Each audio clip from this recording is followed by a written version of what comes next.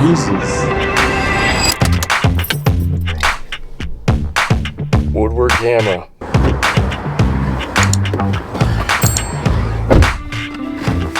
Okay, we got some goodies. We just picked up a lens, a rental. This is the first time I've ever rented a lens, actually. And funny enough, this lens is the Sigma 150-600. If you know anything about me, I used to rage about this lens for a long time. I used to own it, and then I sold it last year. But there's a big reason why I got that, and we'll talk about that in a minute. Something exciting happening. And then I got some 35mm Kodak Gold. This is for a video coming up, a little sneak peek on that. But let's get back to the office, and then I'll tell you more about what's happening today.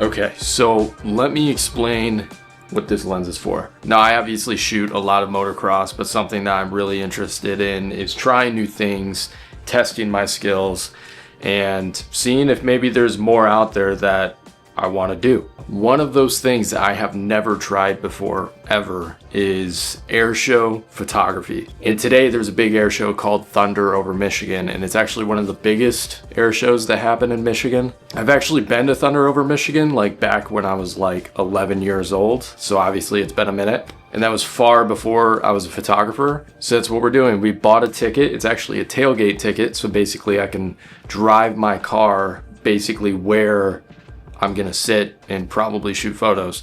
So it should be pretty cool. I'm excited. I ended up going with the Sigma 150-600 because honestly, I've used it before. I know how it works. Yeah, I didn't want to buy a lens that I've never used before and then pretty much spend the whole day trying to figure it out. So gates open for this thing at 3 o'clock and it is about 1:05 right now. So we got some time. We got to get everything ready, get the gear ready, make sure all the batteries are charged, and then we got to get on the road. I'm honestly really excited. I feel like this is gonna be a lot of fun. This type of thing really intrigues me. It's gonna be cool. So let's get to packing. You know, I think if there's anything I want people to take away from these videos, it's that if there is something that you have a little bit of an interest in, a little bit of a curiosity, you owe it to yourself to go and check it out, explore it, see what it's about. You really never know what it could lead to. Worst case scenario, you're in the exact same position you were before you tried. Best case scenario is it can completely change your life.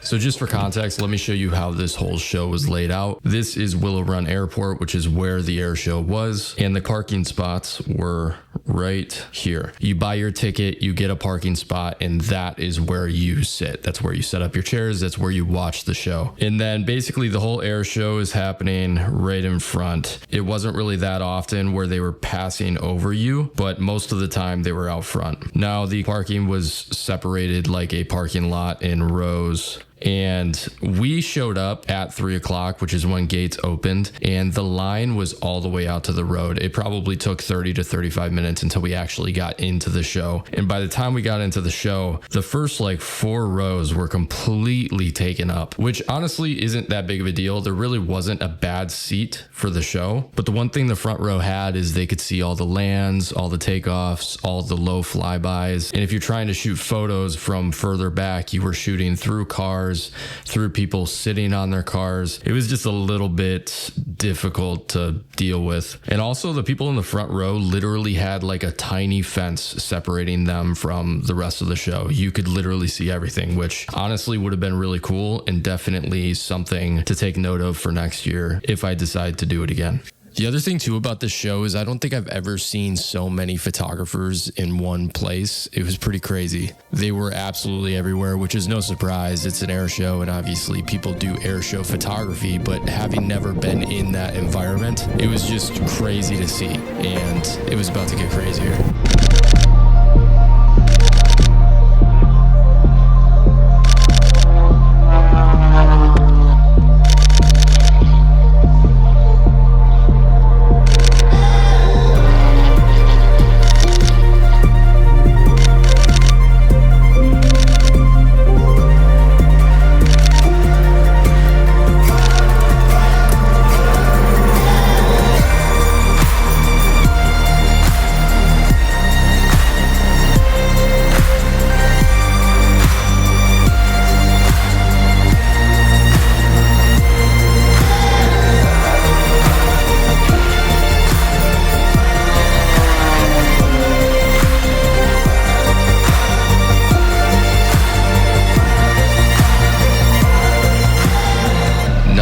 Prior knowledge I had about shooting air shows is that shooting propeller planes and shooting jets are different things. You don't do them the same. When you're shooting jets, you want it to be as sharp as possible, unless you're trying to do some kind of panning shot. So your shutter speed typically is going to be pretty high. Now, when it comes to propeller planes, you don't want it to be super sharp because you want to see the propellers moving, or else it's just going to look like it's floating there, like if it's a helicopter or something like that. So you want your shutter speed to be much slower so that you can actually see the rotation, the movement in the propellers. This is where my first issue was. It was actually really tough to shoot the propeller planes because although they are slow, they're still fast enough to where you can easily screw up the pan.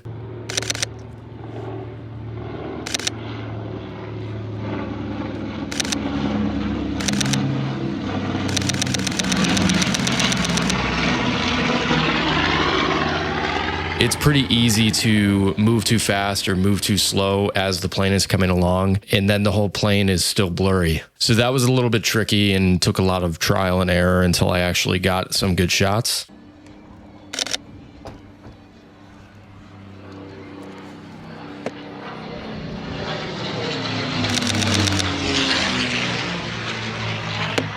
It's definitely challenging, to say the least. Now, ladies and gentlemen, this will be our final pass from today, so make sure you get your cameras out. I promise you do not want to miss this stunning photo pass.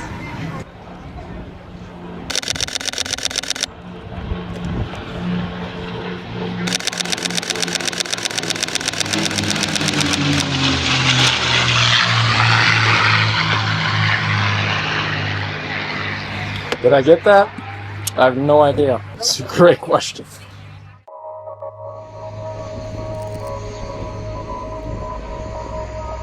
So something that was actually really cool about this air show, and something that I didn't know about prior to going, was the Royal Air Force Red Arrows were going to be at this air show, which to my knowledge is a pretty big deal. So this is directly from Google. As of June 2026, the Royal Air Force aerobic team crossed the Atlantic for a month-long tour commemorating the 250th anniversary of American independence. The team's extensive summer schedule spans multiple stops, including events in Maryland, New York, Maine, Wisconsin, and Michigan. Because their Hawk T1 jets have a flight range of only 750 miles, the team made several island-hopping stops, including Scotland, Iceland, and Canada, in order to cross the ocean. Historically, their transatlantic tours are rare due to the immense logistical planning, refueling operations, and budget requirements needed to move the support aircraft and jets across the world. So that's pretty cool if you ask me.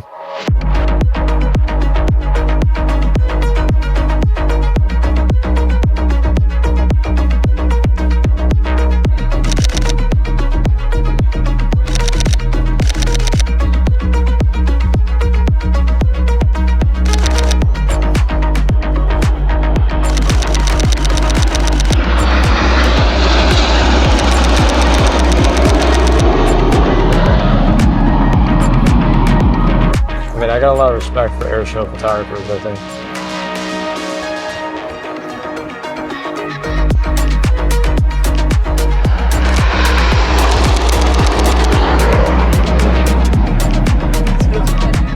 because of the fact that I had to shoot through a lot of people in cars, I honestly just tried to lean into that and actually get them in the photos. There was really no avoiding it, especially as the airplanes got lower.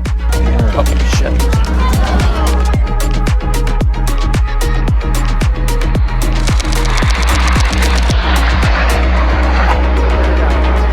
That's hard, man.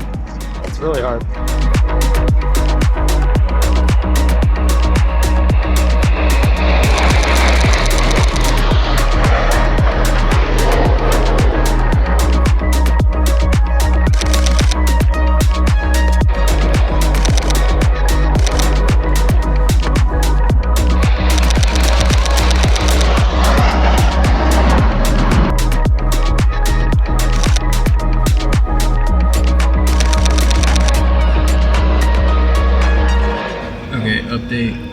Air shows are really hard to shoot.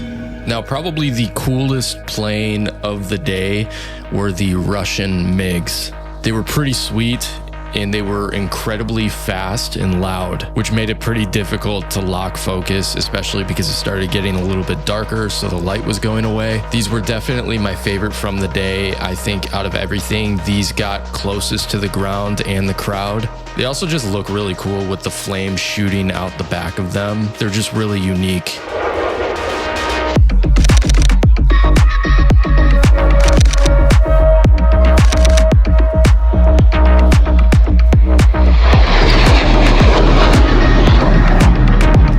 That was sick. Cool.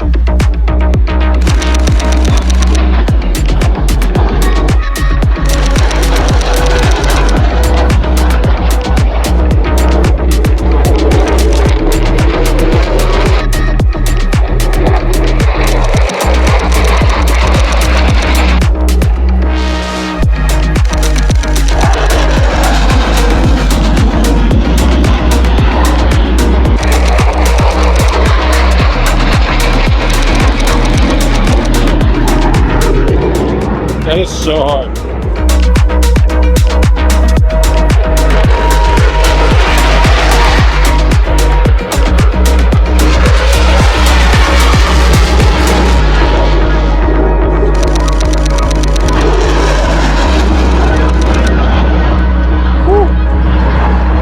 Jesus.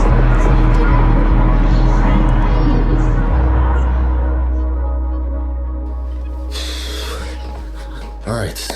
It is officially the morning after the air show, and I wanted to record my immediate thoughts on the day, what I thought about it, what went well, what didn't go well. First and foremost, I'd like to just say I have such a high level of respect for people that do this for a living, because that was so hard. I've been doing this for a long time. And as a photographer of 15 years, when you know your camera, when you know your settings, when you can move fast, and I don't know, I feel like I have a very high level of experience, but that was by far probably the hardest thing that I've ever shot. Not saying that I was going into it like feeling like I was going to be successful, but I thought I was going to be able to get the hang of it better than what I did. First of all, it is so fast. And I mean, I know this, everybody knows this, jets are fast. Obviously they're fast, planes are fast. But the way that the air show is laid out, it's laid out like you have your parking section and the air show happens in front of you. And a lot of times they're traveling from left to right or right to left. And when they're far away from you and you see them coming, they're moving really slow. Like you can track them really, really well. You got them focused. You're ready for the shot for them to get in front of you. But the moment that they get probably like right here and they get into this front area, the speed is so apparent. They're moving slow when they're coming towards you, but when they're in front of you, they are so fast. So you're sitting there and you think that you have them locked on, and then next thing you know, they're just out of frame immediately. And that was the other thing. I was using the Sigma 150 to 600 sport lens. It's a great lens. Don't get me wrong. It's very sharp. It works well. It's fast. But it's not even really the lens's fault, but just shooting at 600 millimeters when you're shooting such a fast subject, you have this tiny little window that you're looking through and you're up close and you just don't really have a lot of room for error when you're at 600 millimeters because the jet is pretty much filling up the whole frame. So you either have to have them completely locked on dead center because they're going to start moving even faster and they're going to be out of frame, or you have to choose to be a little bit wider and then maybe crop in and post. I don't know. I don't really know. I would love to hear more from other people that actually do this professionally. What are the tricks? What are the tips? You know, but it was, I gotta say, man, it was so much fun, and I definitely think this is going to be something that I do more often. Now, I gotta say, overall, this was just such an awesome experience, and honestly, something that I definitely think I'm going to continue doing moving forward. I think as a photographer, this just kind of reminds me of all the things that I refused to try as a beginner. When I was a beginner, you know, I've been doing this for 15 years now, but through the first like probably 12 years, I just had this complete refusal to try anything else, to try anything outside of my comfort zone. I had an idea of what I wanted to do and I refused to do anything other than that. I think that's fine, but when you're growing, when you're getting better, also really, like, you may think that you know what you want, but you're still growing. You know, your brain is still growing as a young adult and things change. What you want changes. And I think I stuck with that one thing that I wanted to do for so long to where it felt like it was my identity. And when I got into my late 20s, it started feeling harder and harder to try something new because it was all I ever knew. So yeah, I mean, I think the biggest piece of advice is just be open-minded. If you're a photographer, be open-minded. Like I said, if there's anything that you find that slightly interests you, go after it, try it, give it a shot, because you just never know what could come from it. I mean, I've gotten more opportunities than I've ever had just in these past 2 years of shooting motocross than I have in 10 years of photography, which is pretty crazy to say. And that's all because I was open to opportunity. I was open to trying new things. Not only that, but I looked at everything as an opportunity rather than an inconvenience. Anyways, that is it for this video. This one was a blast to make. I got another big video coming up that I'm really excited for, so be on the lookout for that. Subscribe if you'd like, and I'll see you in the next one. Peace.